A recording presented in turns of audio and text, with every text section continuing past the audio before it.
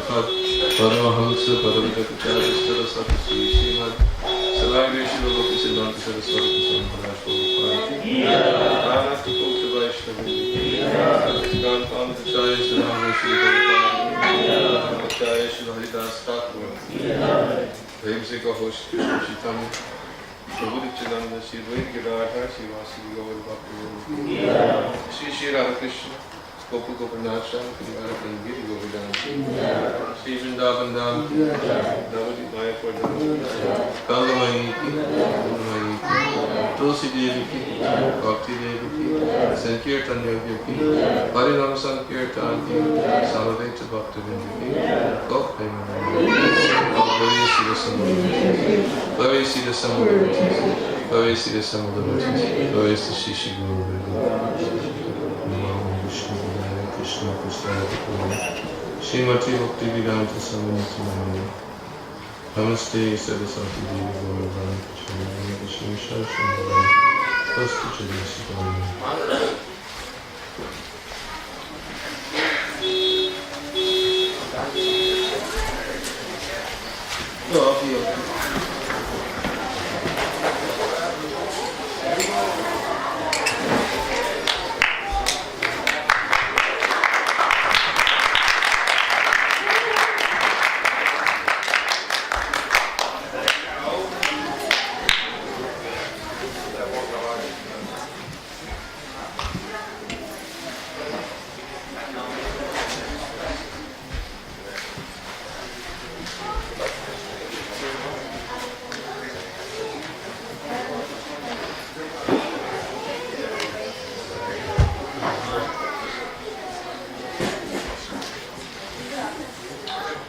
Om Jnanatimirandasya Gnananjanasalakaya Chakshur Unmilitam Yena Tasmai Shri Gurave Namaha Mukhaṁ Karoti Vachalam Pangum Rangayate Girim Yat Kripatamaham Vande Shri Gurave Nitaya Namo Om Vishnu Padaya Krishna Prasthaya Bhutale Srimati Bhakti Vedanta Swami Iti Namani Namaste Saraswati Devi Gauravani Pacharani Nirvishesha Sannivadi Pastacharya Sitari Jai Shri Krishna Chaitanya Prabhu Nityananda Shri Dvaita Gadadhar Srivasi Gaura Bhaktavinda Hare Krishna Krishna Krishna Hare Hare Hare Rama Rama Rama Hare Hare.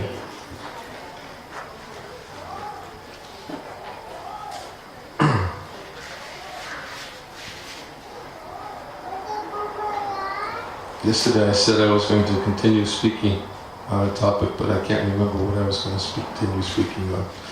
So somehow I was trying to remember. I remember saying yesterday I'll speak about it tomorrow. But if anybody remembers what I said I was going to continue speaking on, I forgot.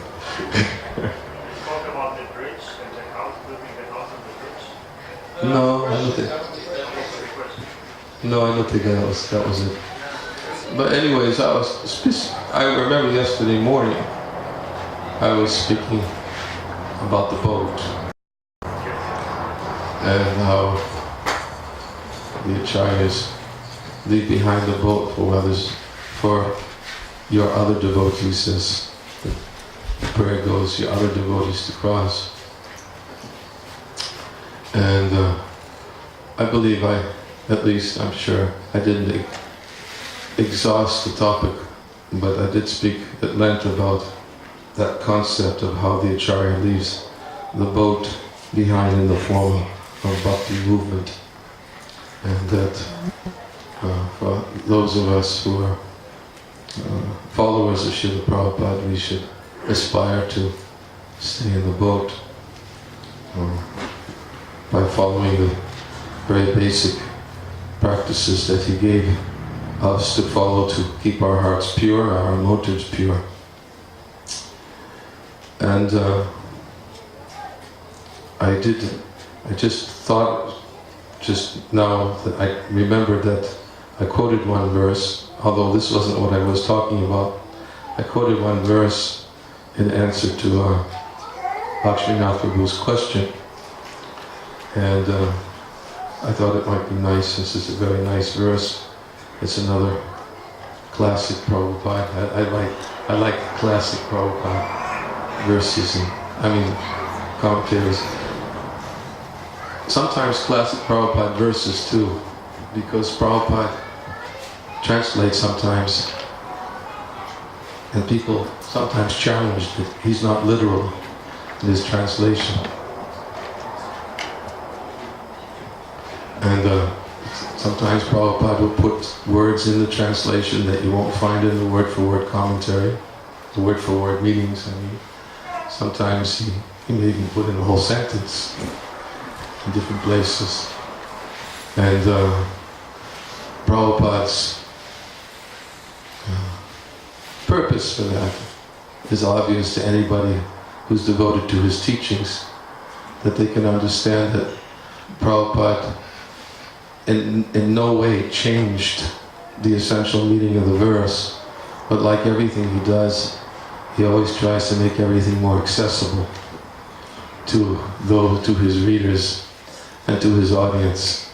That was Prabhupada's classic method of distribution. Yesterday we said that one of his ways of making bhakti accessible, and we gave it not only in reference to Srila Prabhupada, but in reference to anyone who wants to make bhakti accessible to others, that the best way to make it accessible is by embodying whatever you speak. And in this way, when people see that whatever you're presenting, you are also following, then this makes it accessible, because a lot of times people are looking for examples. And Prabhupada would quote the verse oftentimes, Yad yada charati shreshtastra tari vikturojana sayapramanam kurute loka stambuddha vartate, that whatever actions are performed by great men, the common men will follow in his footsteps, and whatever stanzas he sets by his exemplary acts, all the world pursues.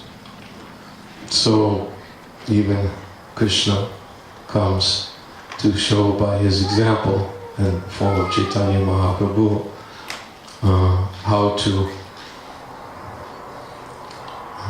how to be engaged in pure, loving, devotional service. The example is given of how previously Krishna, when he came, he set a condition. And he says, surrender and abandon all varieties of religion and surrender to me, but he presented it and taught it in a theoretical way.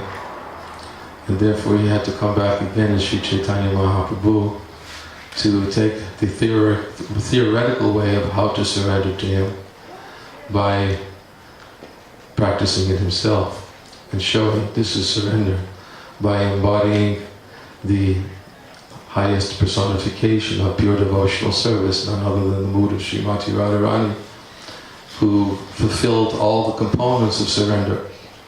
Vishwanath Chakravarti Thakur explains in his commentary to the verse, Sarvadhamma Parityaja Mamekam Saranam Braja. He says in the next verse that Manmana Bhava Mad Bhakto Madhyajimam Namaskuru. He said that in that verse, always think of me, worship me, offer your homage unto me, and surely you will come to me. He says this verse, Krishna is giving what all the components are of surrender, as mentioned in the previous verse. This is it.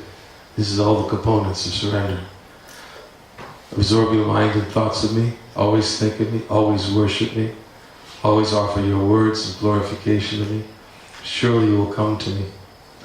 So Krishna said, yes, he instructed it, but he took the theoretical concept out of it by coming and teaching by his example. And therefore, by coming and teaching by his example, Rupa Goswami says, Namo Mahavaranyaya Krishna Prema Pradayate, that Lord Chaitanya was the most merciful incarnation because he came and made accessible what no other incarnation ever came and makes so easily accessible before. Pure love of God, by showing himself what are the symptoms, what are the components, and when one sees it, then one says, oh yes, here's an example, and now I'm convinced that it's possible. It's not just simply theoretical anymore, it's something achievable, attainable, because here's an example. Prabhupada made bhakti accessible in this way because whatever he spoke, wherever he preached, he was perfectly following himself. In fact, I oftentimes tell the story, experience I had, it's many years ago, but it's relevant, of the program I was asked to do in, it was then called the Kripalu Ashram in Western Massachusetts. And the teacher at the time, his name was Yogi Amrit Desai, and who's actually very favorably disposed towards Prabhupada, and he met with Prabhupada, I think it was in 1976 in Mumbai, 1975, I can't remember what year it was. Anyways, he had his ashram in Western Massachusetts.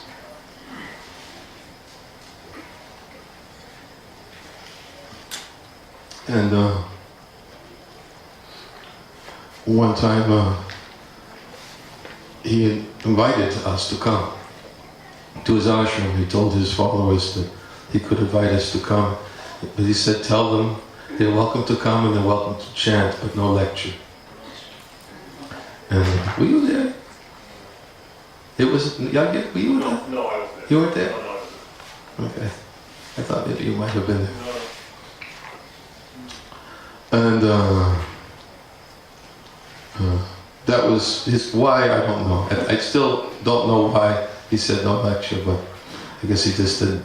I guess he didn't want his followers too much exposed to something that could potentially distract them from whatever they were doing at his ashram. Well, it's interesting the way it panned out. That's my story. So we went, there was a group of about maybe 7, 8 of us. We went to Kirtan, and we arrived, and they had about 300 followers there, and they had a program prior to our coming in to their temple room. They were chanting Om Jai Jagadish Hare, doing arti. And then we were invited to lead Kirtan, but the Yogi Amrit Desai wasn't there, and at that time. So we started the Kirtan, and all the followers were really enthusiastic. They really took part in the Kirtan, started dancing. And then somewhere during the middle of the Kirtan, he kind of entered in the room and really kept a composure, like detached composure, like this is for you to have, but this is not for me. And so he sat down on his little asana there and kind of watched us having kirtan with his followers and remaining somewhat detached from the scene. And then one devotee went over to him and put out his hand and said, you know, come. And he was, he did. He got up and then he started dancing and twirling and dancing like a madman. And so, of course, as soon as he started doing that, then all his followers really went wild. And the kirtan went on for at least another hour, very enthusiastically. And then, after the kirtan, he kind of sat down in his seat and he said to me, he said, okay, go ahead, speak. So, I didn't expect it, but I recalled the conversation he had with Prabhupada. And in this conversation, he was somewhat skeptical about Prabhupada's presentation of Krishna consciousness, that he thought that, that he said he had been skeptical, that how could somebody go and teach these strict principles of bhakti in the West and expect people to follow it. You know? And remembering that comment that he made to Prabhupada in the conversation, I decided to speak on the topic of how Prabhupada made bhakti accessible. And I was speaking on this point that, yes, Prabhupada could be very strong. He could set high standards. He could set the bar because he walked his talk and he did everything that he was speaking about. And because he showed that perfect example in uncompromising way in presenting Krishna consciousness, people could see that, all right, let's follow this strict process of Krishna consciousness, because when anybody strictly follows the process of Krishna consciousness and is Krishna conscious, then generally what happens is people who are at least a little bit introspective, they might start to think, yeah, I'd like to become like that. Or I'd like to be like that. I'd like to be happy like that. Peaceful like that. Because Prabhupada's whole demeanor was one of transcendence. I mean, here was a Vaikuntha man. You know, somebody who was just not of this world. And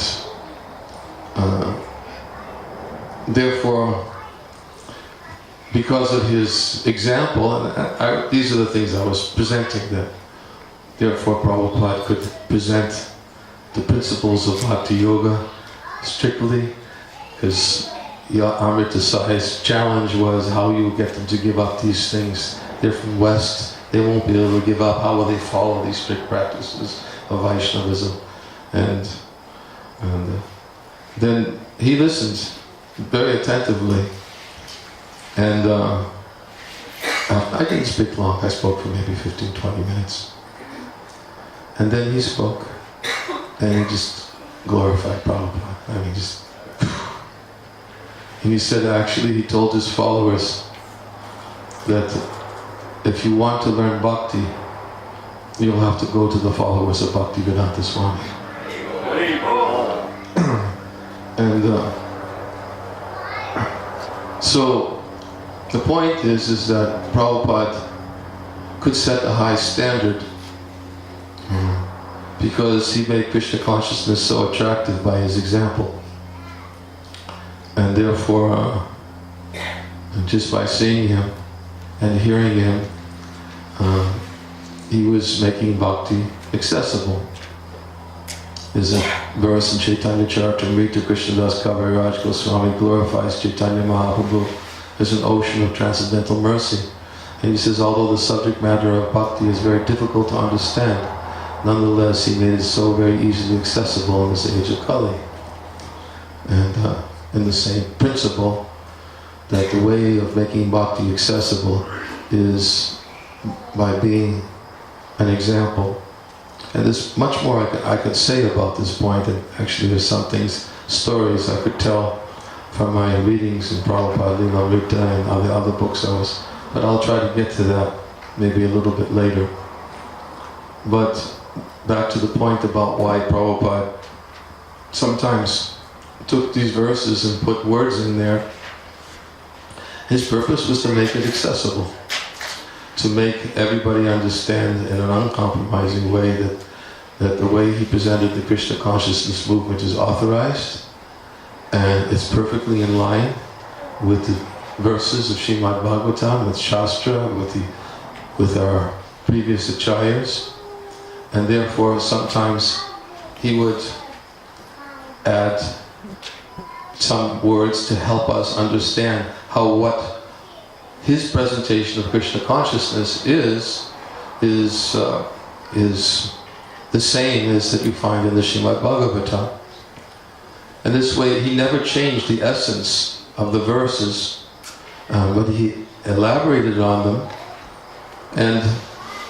And sometimes, Gopi Paranadhana Prabhu, I know sometimes he was questioned about this, and he actually explained how Prabhupada also, sometimes he took different meanings of the words that were there in the verse and just changed it in a way that, again, making it accessible to the Western mind. So, when I speak about Prabhupada's classic verse and classic purports, classic Srila Prabhupada, that I refer to this word as classic, is Prabhupada essentially is just, out of his deep compassion, is just making devotional service so much, so eager to make it so accessible for anyone to take up. And we see how successful he was, obviously. Maybe I will use the example that I was thinking of, from my readings in Prabhupada Lilamrita. I've spoken about this recently. I was really meditating on Prabhupada's early days when he first came to the West, in America, in New York, and how he struggled in the beginning and where he ended up reaching Krishna consciousness. And I took these different books that I was reading, and I was, as I said, cross-referencing the different impressions that the early devotees had of Srila Prabhupada in the very, very early days, and how they related their experiences of their exchanges with Prabhupada and how they became attracted to Krishna consciousness. And I saw that it was so clear that many of the early devotees, they were just attracted to Prabhupada and they were clueless. Literally clueless of what everything was all about, I mean, they had no concept of Sampradaya, here comes Prabhupada, his spiritual master, and nobody to introduce, here is a bona fide spiritual master. He came on his own merit, and of course he had the whole parampara behind him, and Krishna himself too, and he prayed very intensely for Krishna to please manifest himself in the words he would speak to those who would hear his message. And obviously Krishna appeared.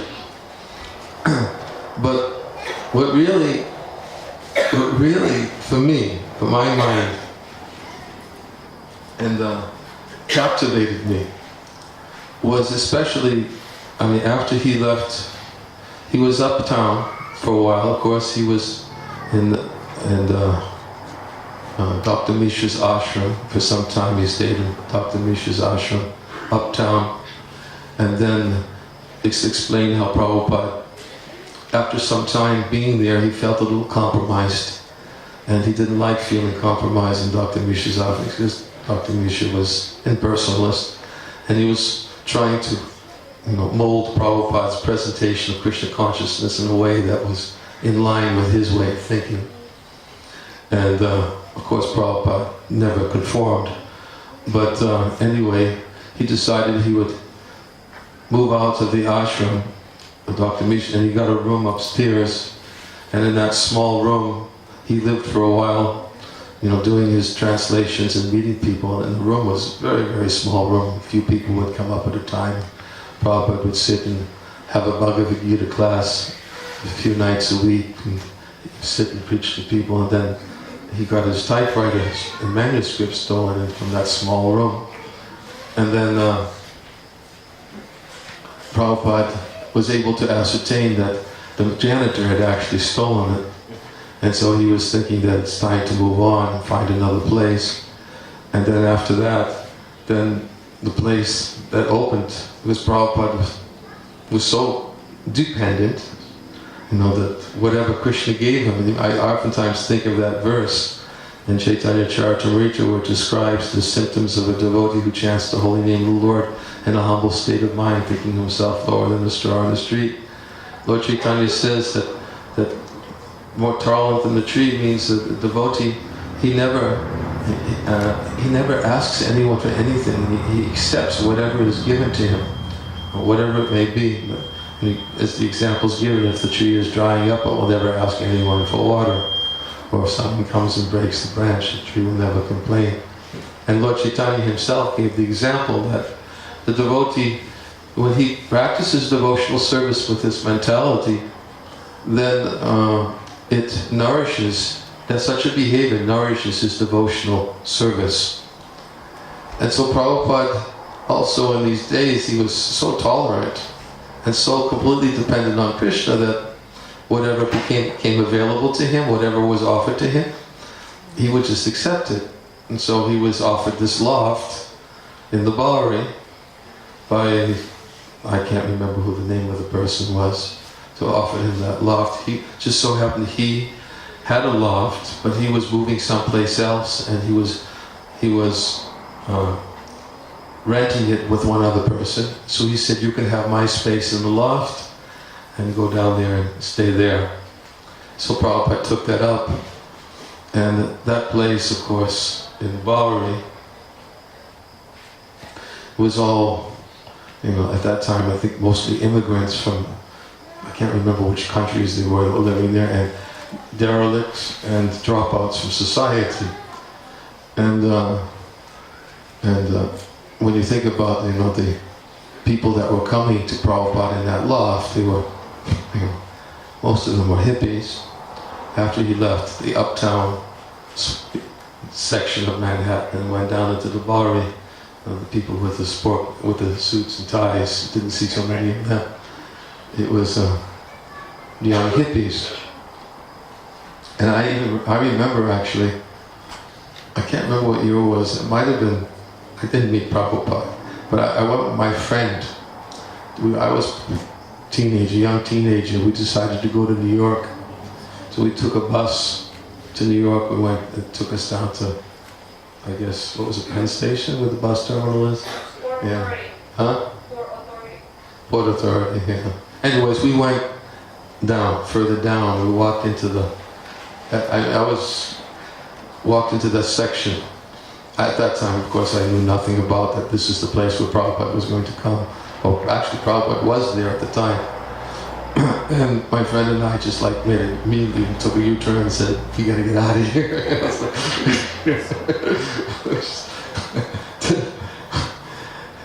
That was our first impression of New York, to the big city. It was a really degraded place, and of course Satsut Maharaj very nicely depicted it in Lilamrita, the kind of low-class people that were living there at the time, and hippies. And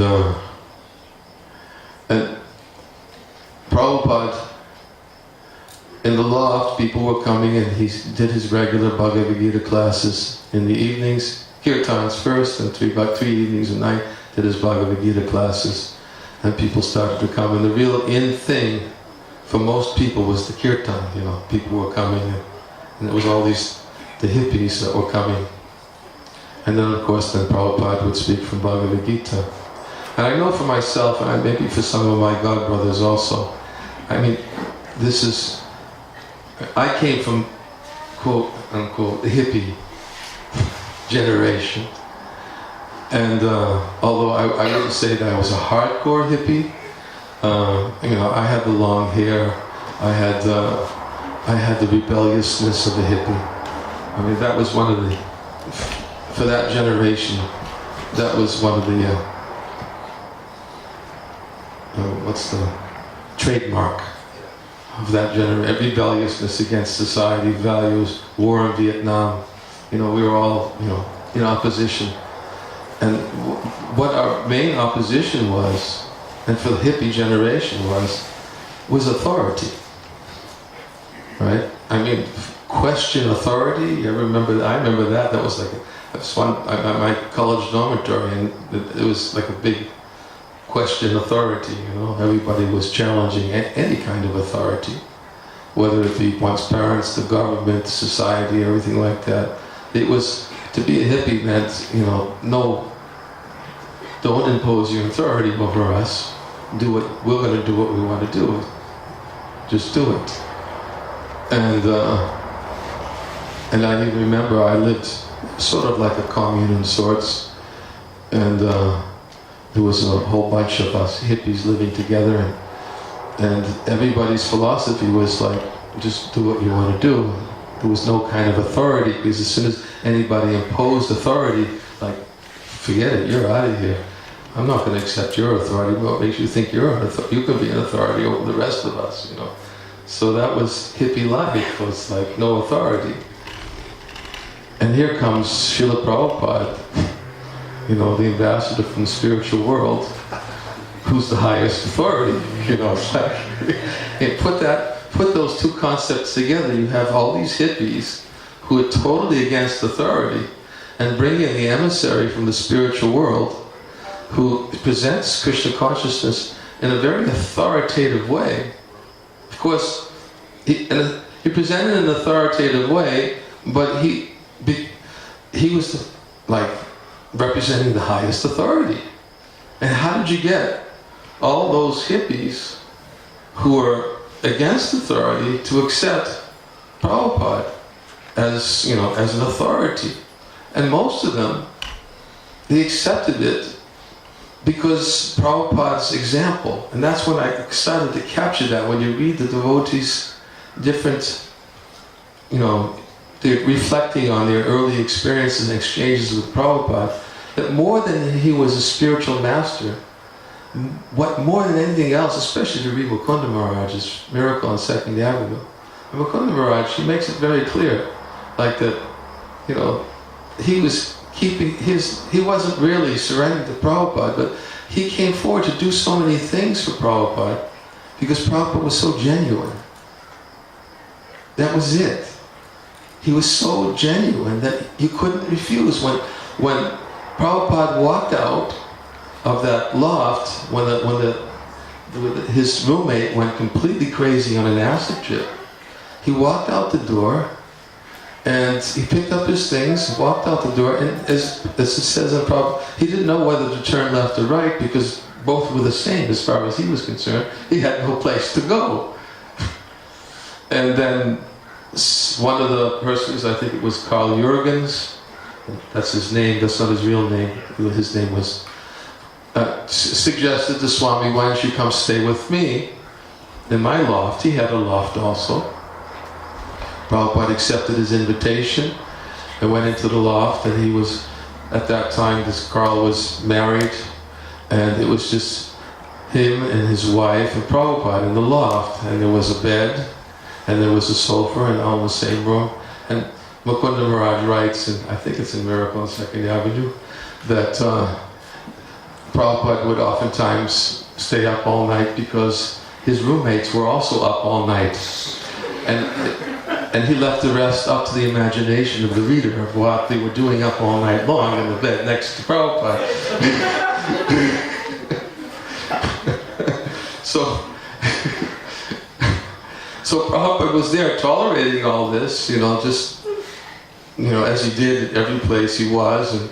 But then Carl Jurgens' wife, you know, saw that Prabhupada represented something that she was not so keen about, like these regulative principles Prabhupada once in a while spoke about. And she was afraid that her husband may somehow start to think that these regulative principles were meant for him. And so she started pressuring him, like, it's nice that you invited the Swami to our home, but, you know, like, we gotta find some other place for him to go. And she started putting pressure on, and then Mukunda Maharaj took up the call at that time, and then he just, you know, decided to get a few people together, let's get some rent money together, let's try to find something. He went and he found 2nd Avenue, and he thought this was a good place to bring the Swami. And they just, I think, yeah, how it happened is this, I think Prabhupada went over in the middle of the night, wasn't it? He knocked on Mukunda Maharaj's door, right? And, no, it was Carl who knocked on Mukunda Maharaj's door and said, the Swami's here, he needs to speak to you. And Mukunda Maharaj just got up, you know, like, it's the middle of the night, you know, the Swami wants to speak to you.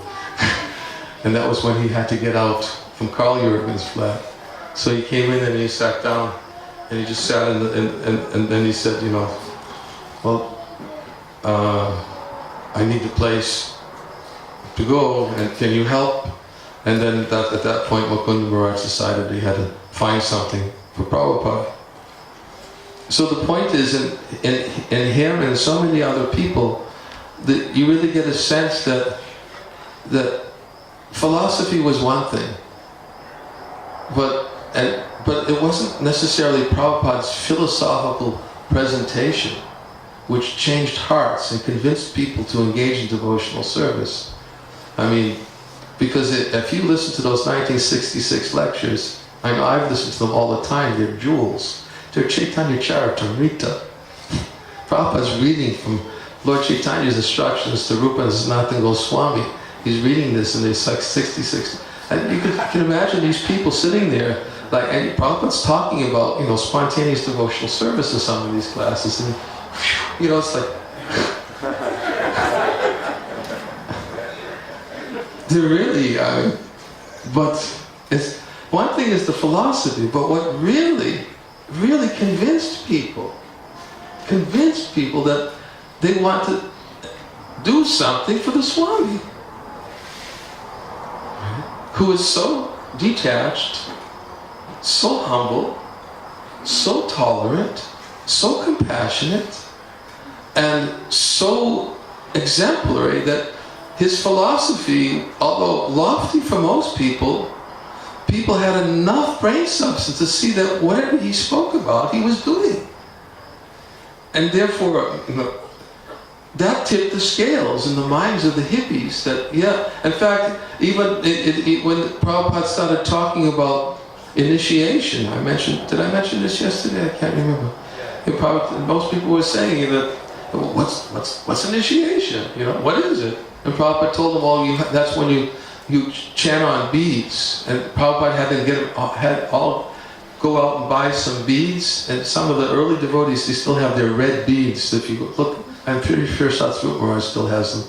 I've seen them with it. They went out and bought beads, and Prabhupada taught them how to string them up. And Prabhupada chanted one round with them. And that was their japa.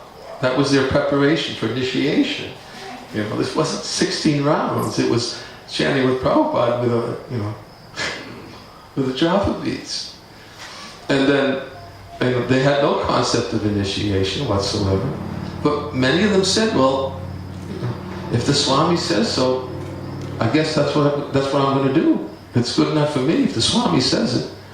I mean, imagine, here you got most of the people like not willing to accept any authority, but they're going from this point, well, if the Swami says so, I guess I got to do it.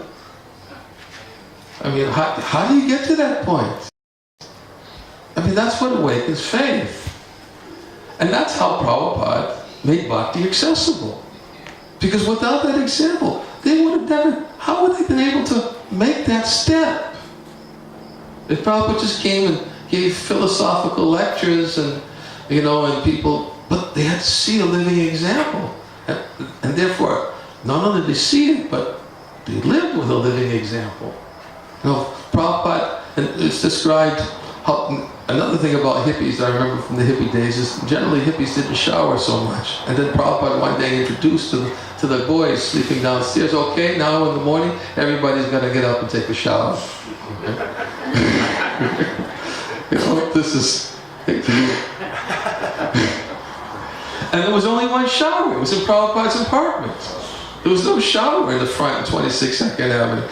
So everyone went up, and Prabhupada sometimes was standing in line, waiting to shower in the morning while the others are going in the shower. I mean, that's Prabhupada. I mean, here, that's Prabhupada. I mean, classic Prabhupada. Is it? Making bhakti accessible.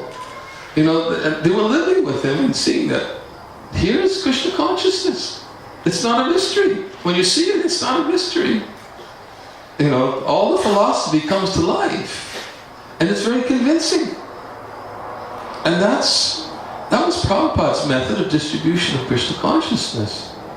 How to make bhakti accessible. And everything he did. His method of distribution was not just philosophy, but his method of distribution was making it accessible by practicing it himself. And that's what Lord Chaitanya said. He said, I will come. I will make everybody Krishna conscious by practicing it myself. I'll make the whole world Krishna conscious. Yuga Dhamma Pravatama Nama Sankirtan Shari Bhava Bhaktadiya Nacharu Bhavan. I'll introduce the congregational chanting of the holy name of the Lord. I'll make the whole world dance in ecstasy, realizing the four ecstatic mellows of loving devotional service. How did he do that? He said, I'll come and I'll teach by my example. That's the Acharya Sampradaya. It's probably we were reading about yesterday. The Acharya Sampradaya is when the Acharya comes and not only preaches philosophy, but teaches by his example. And therefore Prabhupada's method of distribution of Krishna consciousness was so potent that for those of us who have great fortune to see that example, it's obviously it leaves an indelible impression in the minds of anyone who comes in contact. I tell that story. I don't know. I'm actually not. Maybe Gokulanandi. I'm sure you can relate to this. There was when I tell the story many times about the former police captain of the police department. I think he was in Montreal. Yes. Did you ever meet him before? He was captain. You said he was captain. I said he was captain. Yeah. He was. Anyways, I was when Niranjana was the temple president there. Yeah, I was there at that time. And the Sringananda came into my room and he said, "There's somebody here who needs to speak to somebody," and he asked me if I would come and speak to him. And I was writing my Vyasa Puja offering. On that day, I had like an hour to write my Vyasa Puja offering, and I kind of resisted saying, "There's a deadline. I have to get my Vyasa Puja offering done." He said, "Just the man just has a few questions. Maybe go answer them. You go back and do your Vyasa Puja offering." So I said, I relented and I went to meet him. As soon as I met him, the man sat down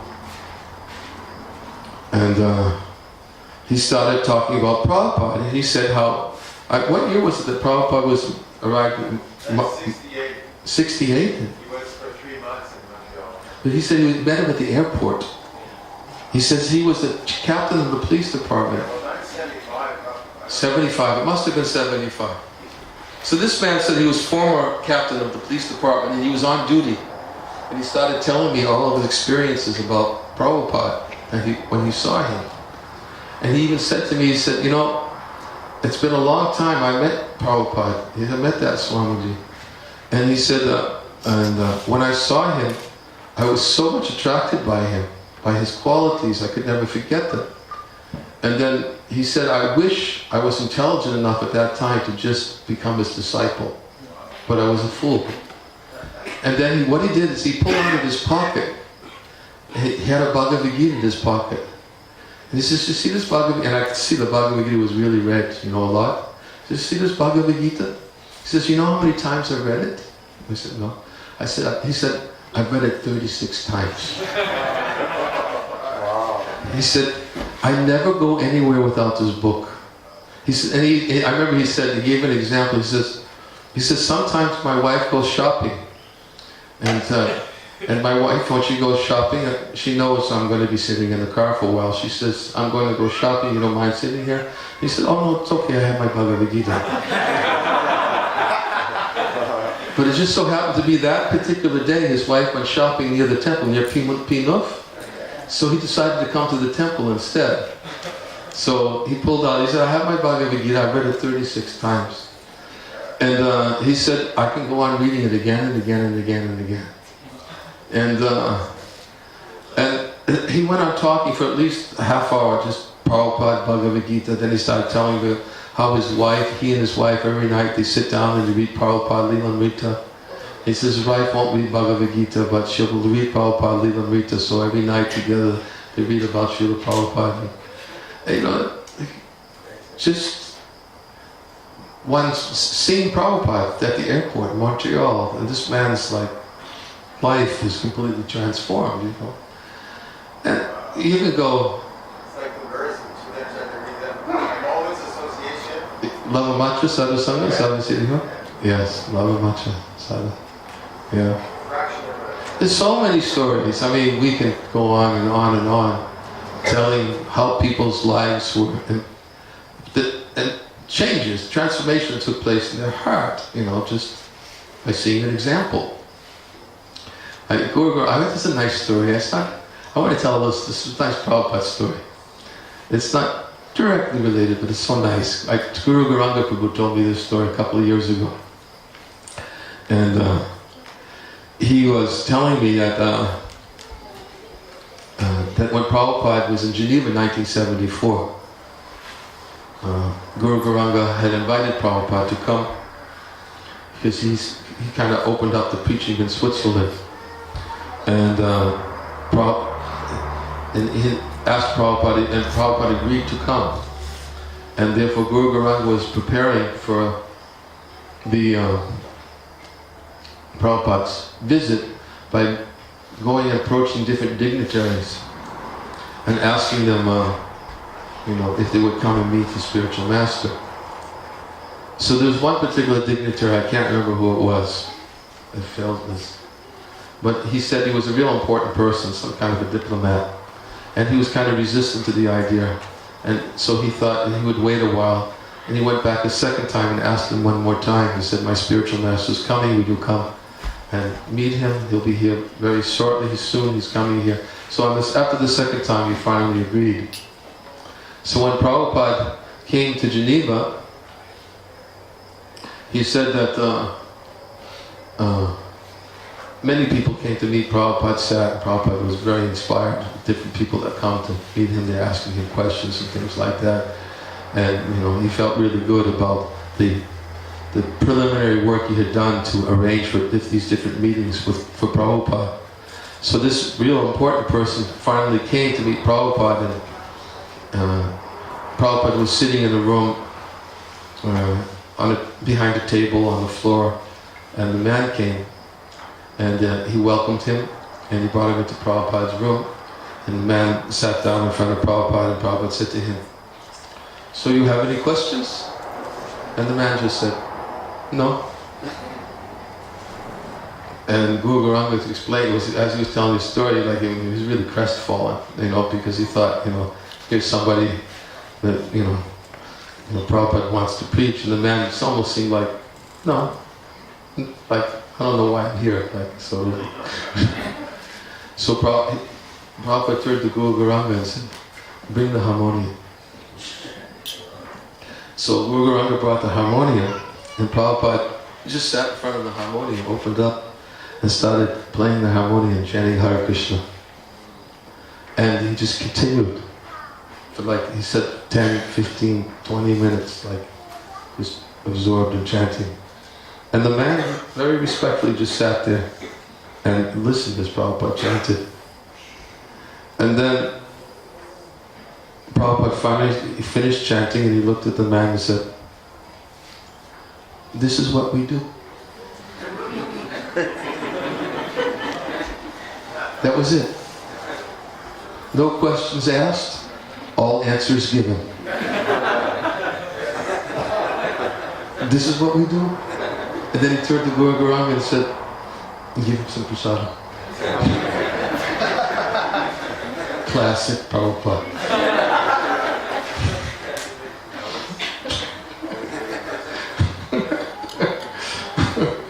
He just had Prabhupada, and Guru Garanga said as he was sitting and watching Prabhupada, it's like Prabhupada actually went to the spiritual world, and he was like beckoning him, like, why don't you come join us, to this man. While Guru Garanga was telling the stories, I have to admit, tears were just flowing down his face, just like he couldn't stop crying. Because if you talk to Guru Garanga, he has deep love for Prabhupada, and he'll tell you, why does he have if you ask him, why do you have so much love for Prabhupada? What's his answer? Because Prabhupada was so genuine.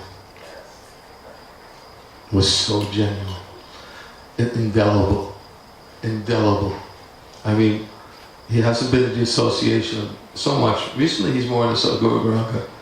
But that indelible impression was there in the heart. And at any given time you ask him about his answer, is because Prabhupada was so genuine. So, anyways, this is Prabhupada's method of distributing Krishna consciousness.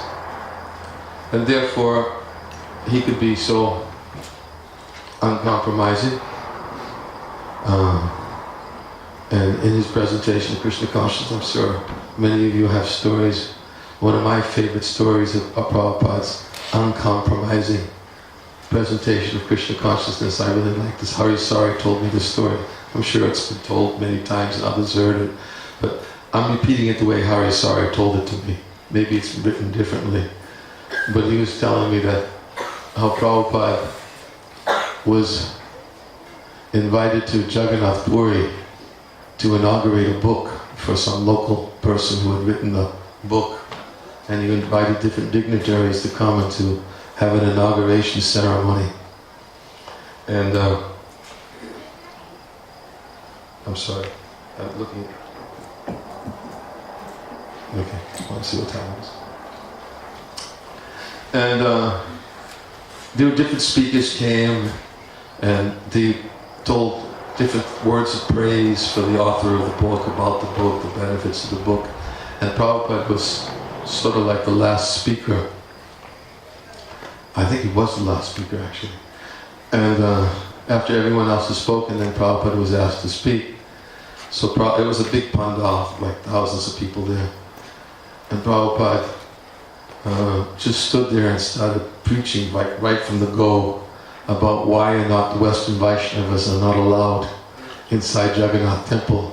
Don't you know that Lord Jagannath is the Lord of the universe? He's not just the Lord of the Oriens, like he's really coming forth strong, uncompromising.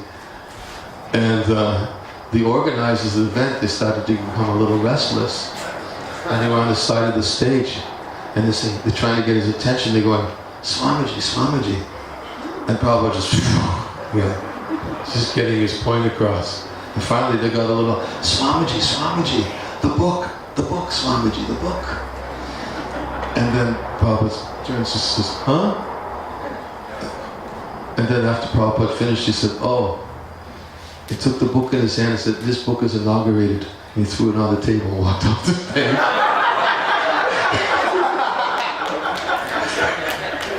Prabhupada.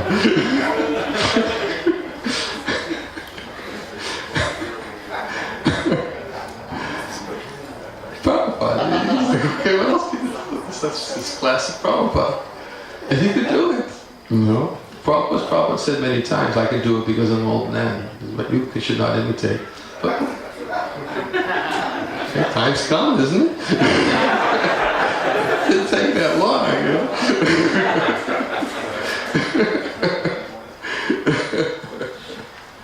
So,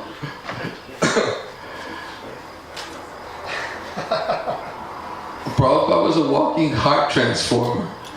It was like, wherever he would go. He was just making bhakti accessible. So, anyways, the reason why I brought up that point was about the translation of the verse I was going to read from the 5th canto of, I think, the verse I was referring to. And I wanted to read that verse, and I have a little time left. So I'll just read the verse. Svastyastu vishvasya kala prasidatam dayantu bhutani shivam mitoliya manaschapadram bhajata dadhoksije aveshyatam no matirapyahituki. And may there be good fortune throughout the universe. Oh yeah, this is where I was saying yesterday, kala. Svasti means auspiciousness, astu, let there be.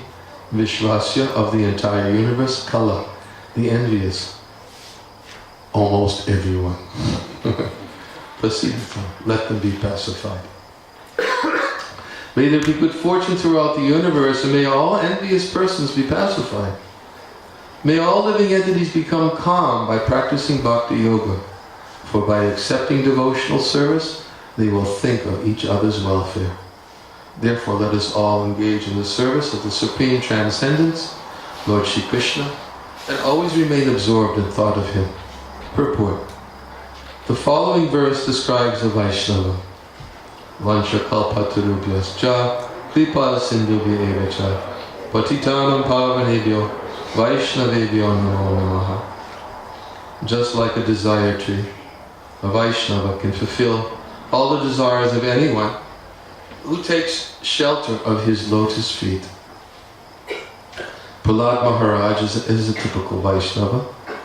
He prays not for himself, but for all living entities, the gentle, the envious, and the mischievous. He always thought of the welfare of mischievous persons like his father, Hiranyakashipu. Prahlad Maharaj did not ask for anything for himself. Rather, he prayed for the Lord to excuse his demoniac father. This is the attitude of a Vaishnava, who always thinks of the welfare of the entire universe. In other words, there's more, but the point that Prabhupada is making is that because Prahlad Maharaj, being the Vaishnava who embodied this prayer, being always absorbed in thought of Krishna, and being totally non-envious and fully pacified by his full engagement in devotional service, he was so self-satisfied that being self-satisfied and non-envious and pacified in this way, in that state of mind, one can actually think of others' welfare. Whereas a person who's envious, distracted, disturbed by such thoughts, attachment, or material attachments, or not being able to see the good in others and finding faults in others. Bhaktivinoda Thakur actually speaks about that here in Bhakti Aloka also, that mentality. The point is that one can't actually think of others' real highest welfare. And Prabhupada explains in the next part of the commentary, Srimad Bhagavatam and Bhagavad Dharma are meant for persons who are completely free of envy. Paramanya Matsarana. Therefore Prahlad Maharaj prays in this verse, Kala Prasidata. May all the envious persons be pacified. The material world is full of envious persons. But if one frees himself of envy, he becomes liberal in his social dealings and can think of others' welfare. Anyone who takes up Krishna consciousness and engages himself completely in the service of the Lord cleanses his mind of all envy. Manascha bhadram bhajataram suje. Therefore we should pray to Lord Nrsingadev to sit in our hearts. We should pray, by here Nrsingo, Hridaye Nrsingo. Let Lord Nrsingadev sit in the core of my heart, killing all my bad propensities. Let my mind become clean, so that I may peacefully worship the Lord and bring peace to the entire world. Actually, there's a very nice point. Bhaktivinoda Thakur, I'll get back to this, but if I can find it quickly, and I think I can. In Bhakti Aloka, Srila Bhaktivinoda Thakur, in his discussion on the topic of patience, he makes up a very nice point. He says, by the quality of daya, or patience, a practitioner controls first himself and then the whole world. And actually, I'll stop. If he says, for the practitioner of devotional service, daya or patience is extremely necessary. Those who possess the quality of daya are called vira, soba. Due to the lack of this quality, men become restless. Those who are impatient cannot do any work.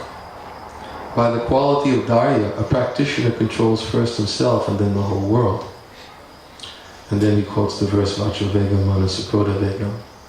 So, I've spoken about this actually, and I think it was in Ottawa before, and I won't go into too much detail, but the essence that Srila Bhaktivinoda Thakur is speaking about, when he says those who are impatient cannot do any work, it's very important to understand that all these essays are for sadhakas.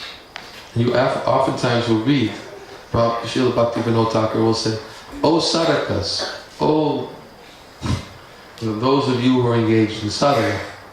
So when he says those who are impatient cannot do any work, he's not talking about people can't sit in the traffic jam for 3 hours in the morning to drive to work.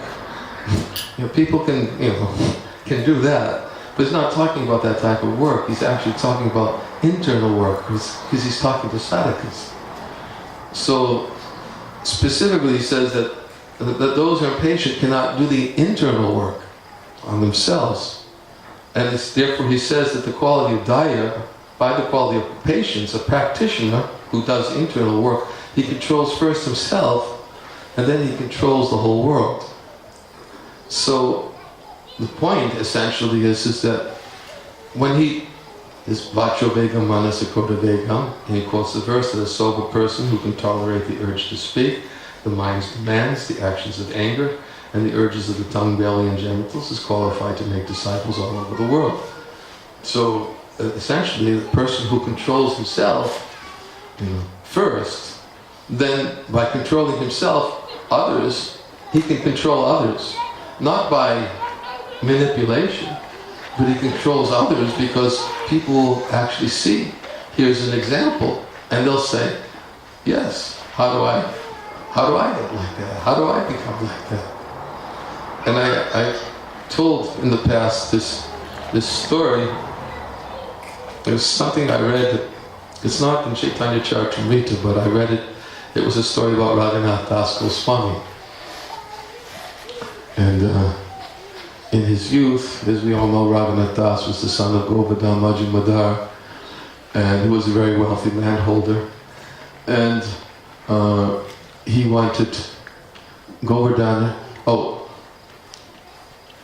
who was it? Balaramacharya, his family, he was a disciple of Haridas Thakur. Balaramacharya was the family priest, and he was a disciple of Haridas Thakur.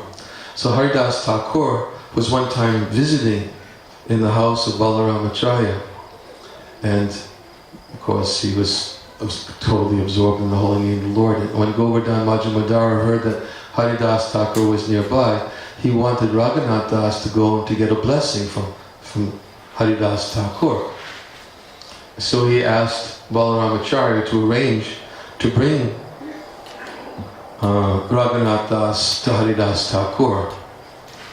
And he presented a big cartload of gifts to offer to Haridas Thakur.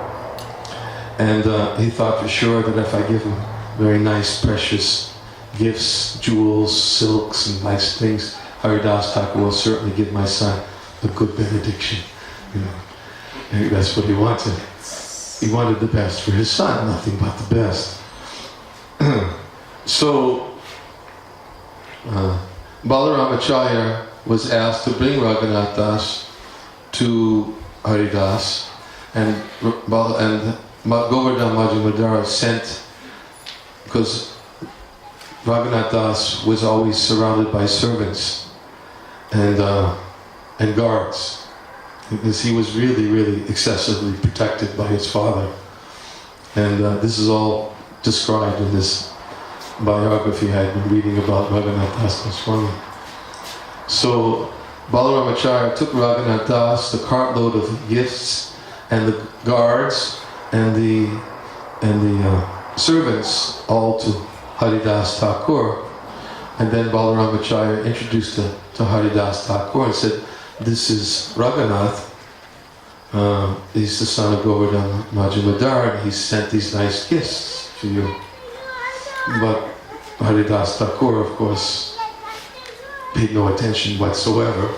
He wasn't flattered, impressed, allured in any way by the offering that was sent to him. And then Balaramacharya knew that Haridas Thakur would not be influenced by these things. He said that Govardhan has asked that you give a benediction to his son, Raghunath Das. So Haridas Thakur gave him a benediction, but at the same time Balaramacharya knew that it wasn't going to be exactly what Govardhan expected it. So he made a loud sound so that the benediction could not be heard. And Haridas Thakur said, I give you the benediction that you'll renounce the whole world. And then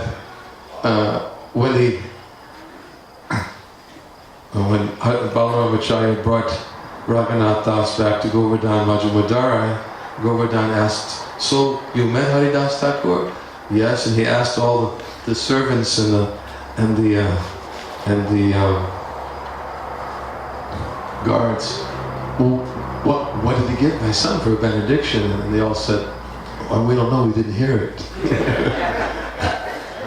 And then they had to go to Balaram Acharya, and then he asked Balaram Acharya, "So what did Haridas Thakur give a benediction? Did he accept the offerings?" He said, "What, you know?"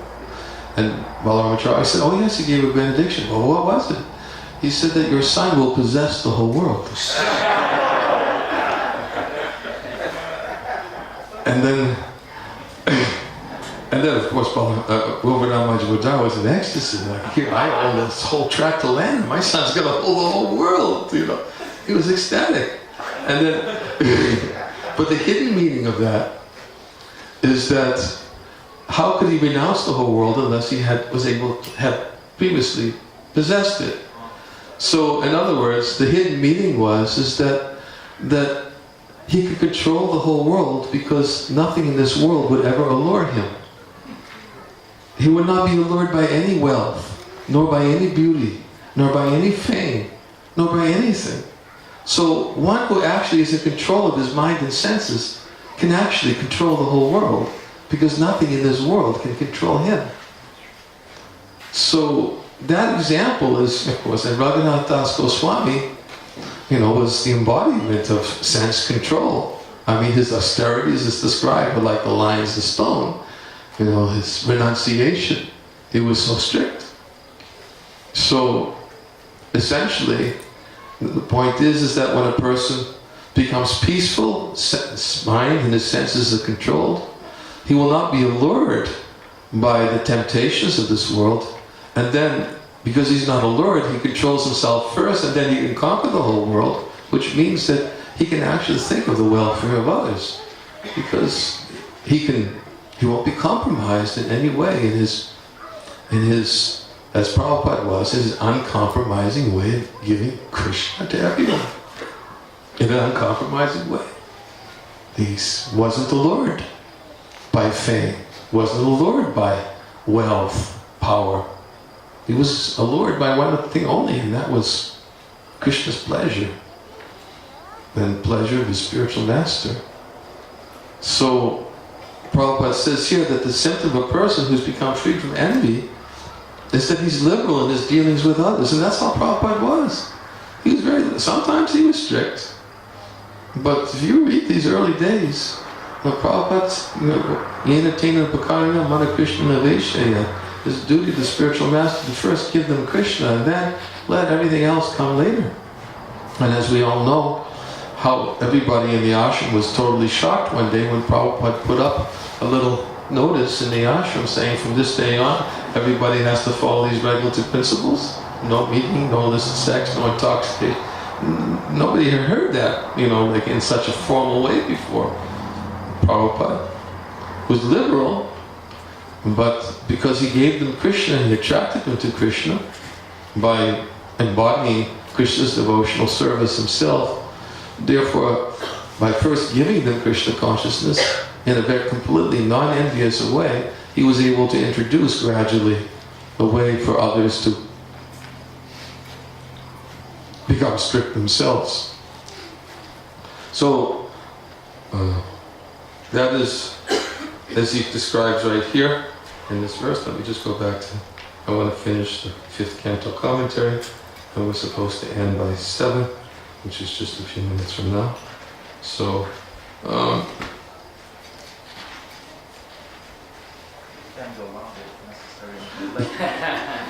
actually, I think I'm going to end at 7, because, to tell you the truth, okay, my back is... So he said, let Lord Nrsingadev sit in the core of my heart, killing all my bad propensities. Let my mind become clean so that I may peacefully worship the Lord and bring peace to the entire world. Srila Vishwanath Chakravarti Thakur has given a very fine purport in this regard. Whenever one offers a prayer to the Supreme Personality of Godhead, one always requests some benediction from Him.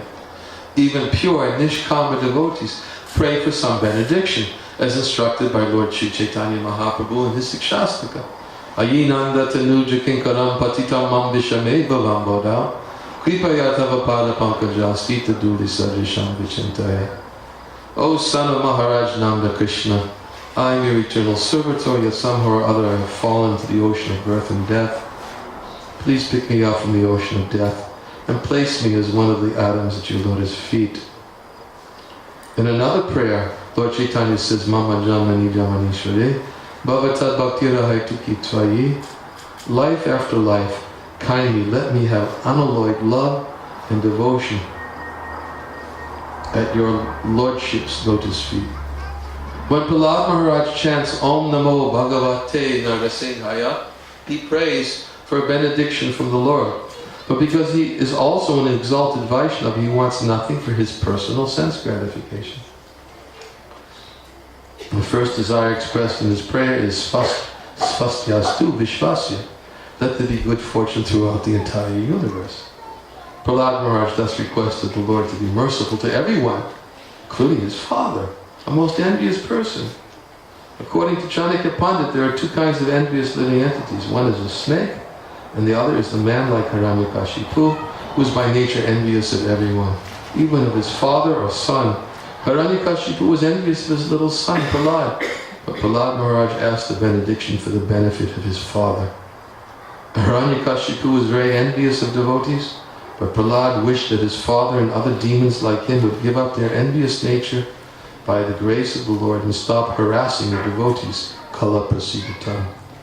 The difficulty is that the kala, envious living entity, is rarely pacified. One kind of kala, the snake, can be pacified simply by mantras or by the action of a particular herb. Mantros sati svashas sarpakalkenam nivaryate. An envious person, however, cannot be pacified by any means. Therefore, Prahlad Maharaj prays that all envious persons may undergo a change of heart and think of the welfare of others. If the Krishna consciousness movement spreads all over the world, and if by the grace of Krishna everyone accepts it, the thinking of envious people will change. Everyone will think of the welfare of others. Therefore, Prahlad Maharaj prays Shiva Mitodiya. In material activities, everyone is envious of others, but in Krishna consciousness, no one is envious of anyone else. Everyone thinks of the welfare of others. Therefore, Prahlad Maharaj prays that everyone's mind may become gentle by being fixed at the lotus feet of Krishna. Bhajatada Bhoksache, as indicated elsewhere in Srimad Bhagavatam Savai Manak Krishna Padara Vindayo, and is advised by Lord Krishna in Bhagavad Gita 1865, Man Mana Bhava Man Bhakta, one should constantly think of the lotus feet of Lord Krishna. Then one's mind will certainly be cleansed. Cheto Darpana Majana. Materialists always think of sense gratification, but Prahlad Maharaj prays that the Lord's mercy will change their minds and they will stop thinking of sense gratification. If they think of Krishna always, everything will be all right. Some people argue that if everyone thought of Krishna in that way, the whole universe would be vacated, because everyone would go back home, back to Godhead. However, Srila Vishwanath Chakravarti Thakur says that this is impossible, because the living entities are innumerable. If one set of living entities is actually delivered by the Krishna consciousness movement, another set will fill the entire universe. Prabhupada ki jai. Okay, I'm going to stop here. Any comments or questions? Yes, not you. You were mentioning about the hippie area. One of the things that most of the hippies in those days could see, the hypocrisy of the leaders, and that made it difficult for us to want to surrender. But somehow Prabhupada, we could convey that sincerity. We knew Prabhupada was going to treat us. Somehow we didn't know much of the philosophy, but somehow Prabhupada was able to draw that faith in us, that here was someone genuine who wasn't going to that he was presenting something and it was going to be good for us if we took to it. And that was the inspiring thing. Of course, the philosophy, everything came later, but I know, at least for myself, that was my initial impression, that here was someone that I could... Was not a hypocrite. Yeah, it wasn't, and he wasn't going to cheat me or exploit me in any way. So I could surrender here. It was a place I could surrender.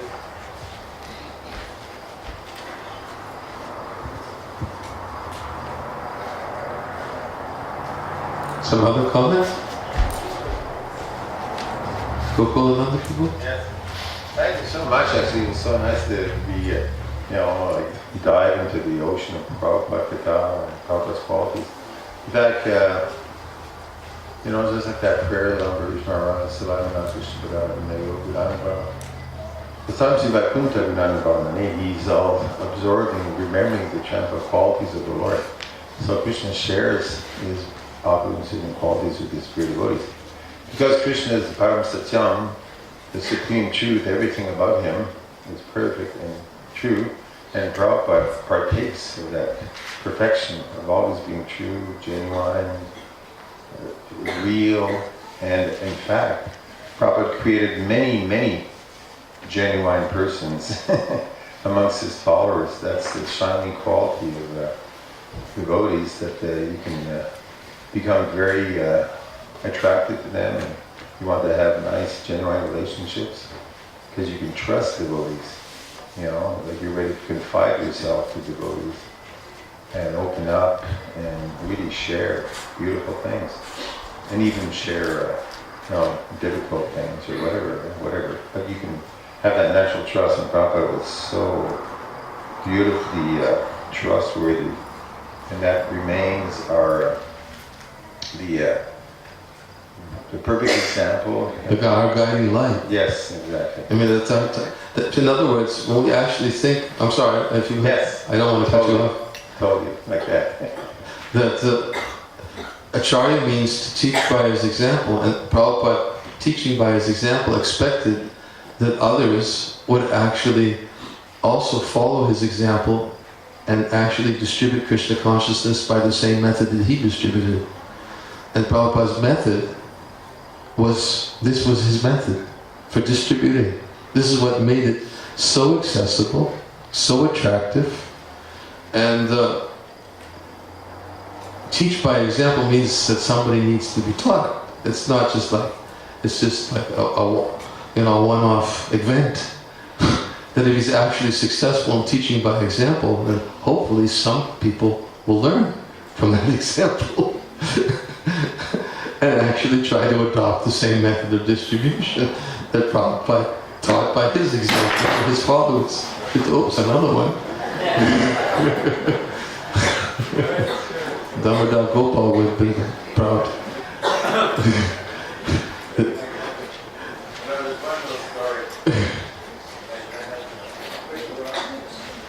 That's exactly on that theme. Actually, we go back to the beginning. Because Prabhupada was setting the example in everything in the most minute detail. Of course, the devotees took a while to wake up to the fact that they had this amazing saint in their midst. But when some devotees finally got a little bit clued in to how great or pure Prabhupada was, therefore they were following Prabhupada around like ducklings anyway. And Prabhupada was encouraging us, and he said, "Yes, you can all do as I am doing." So, in other words, he was encouraging, not exactly imitation, but to mold our behavior on Prabhupada's perfect example, right? Yet, towards the end, Prabhupada warned us, do not imitate, Right. but follow in the footsteps. Follow. In other words, become genuine. Don't pretend. That's right. Yeah. So it's very nice that Prabhupada gave us such a perfect example. Of course, how far he is above us. But still a connection. But it's so accessible. Yes. And that's, really, that's the duty of his followers, to make that perfect example accessible. Not only by their own example, but always pointed to Prabhupada's examples that we're all following. And then everybody's reminded that the example was set by our founder Acharya. He is the guiding light. You know, and anything else that comes after that is only due to his potency, his purity, and his desire that we actually follow his instructions. Yes, that Prabhupada made us his followers, like Prabhupada and Nugas. It's just the most amazing miracle, actually, because what was our qualification? I'm still astounded by that whole fact, you know, how great mercy is.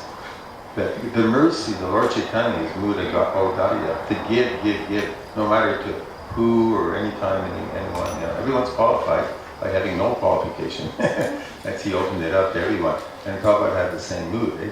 He didn't seek out the most sophisticated people. Eh?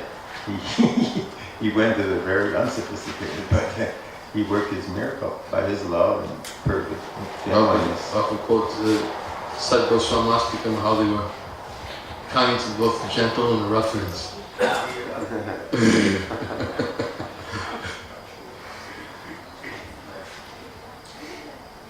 Okay, yes? Raj, you told that story about the guru who danced and then glorified Prabhupada. Yeah. It reminded me of I have a very short anecdote of a very similar thing.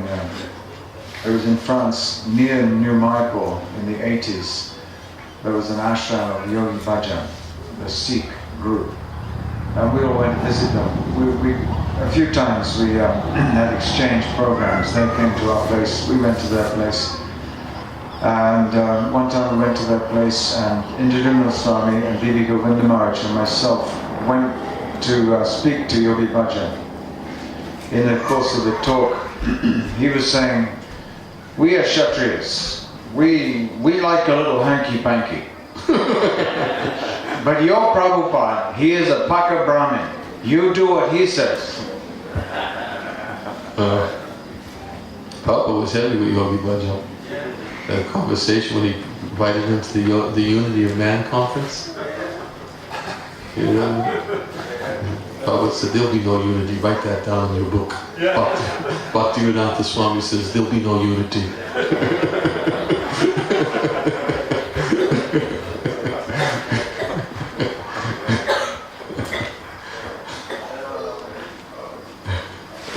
But you know, Yogi Bhajan accepted it. He actually has a submissive attitude towards Prabhupada.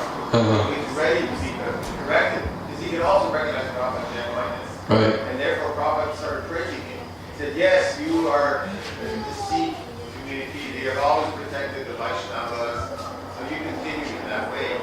He encouraged him. There was a nice justification. It was a long conversation. Yeah. You know why? Yeah. So the back he got it. Okay, I think, forgive me, I'm going to end here. Okay, I just want to